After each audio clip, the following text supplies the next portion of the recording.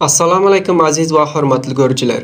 Bu haftaning muhim habarlarına men Nur Muhammad Nadim bilen hoş geldiniz.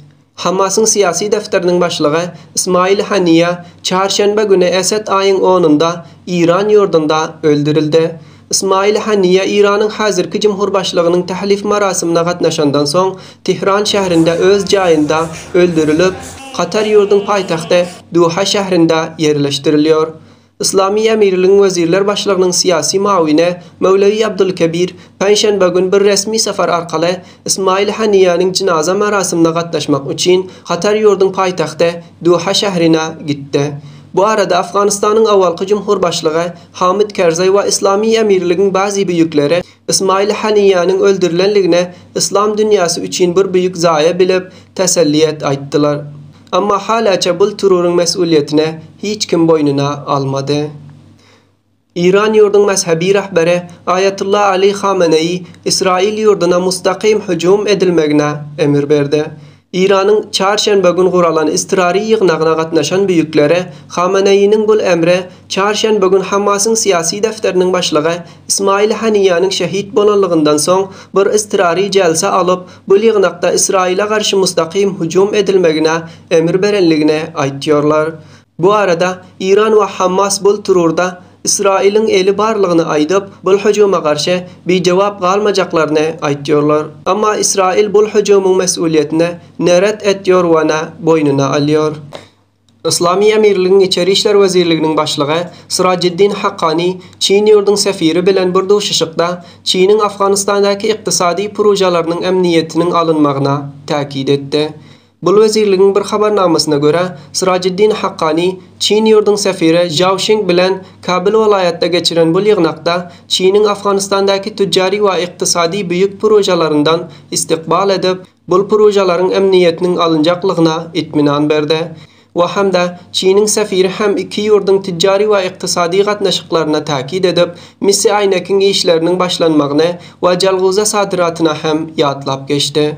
Aýdylışyna görä bu ýygnakda iki ýurdun gatnaşyklarynyň giňelmege we Çiniň Afgan muhajirlerine ýardamlary barada hem gepleşik geçirildi. Balx welaýatynyň sanat we tijaret riýasatynyň mesullary ilkinji defa ýurtda öndürilen haýwany azyk Tajikistan ýurduna sadyr bolanlygyndan habar berdiler.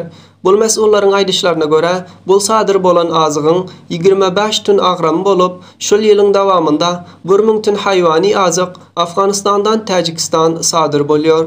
Balx welaýatynyň sanat we tijaretiniň başlygy Emir Muhammed Muttaqi Afganistanyň haýwany azyklary öndürmekde hudkifalyga ýetenligini aýdyp, ýurdun önümçiliklerini daşar ülkelere sadyr etmek üçin köşiş etýänligini aýtýarlar. Bu arada ykdysady bilermenler ýurdun sadiratynyň köpelmegine, ýurdun ösüşine gerekli bilip, İslami emirlikden bu arsada gerekli ýardamlary etmeklerini istediler.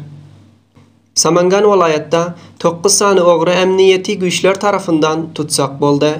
Bu welaýatyň emniýet komandanlygynyň metbuat defteri 9 sany ogry ki bu welaýatyň Derreýusuf uluswalygynyň daglarynda gaçgy şekilde ogurlyk etýänlerini aýdyp, şenbe gün emniýeti güýçleriň bir aýratyn amalýatynda tutsak bolanlygyny aýtýar.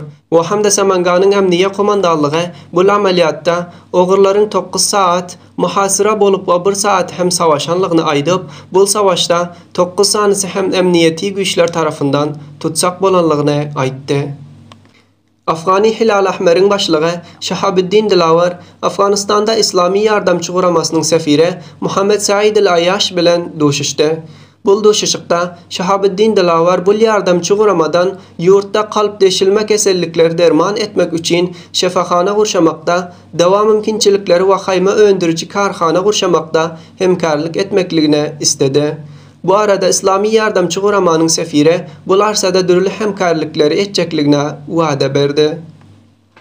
Pakistanyň Kırım uluswallygynda iki kawm arasynda ýaragly savaş bolup, bu savaşda 43 kişi janyny elinden berip, 170 kişi hem yaralandy.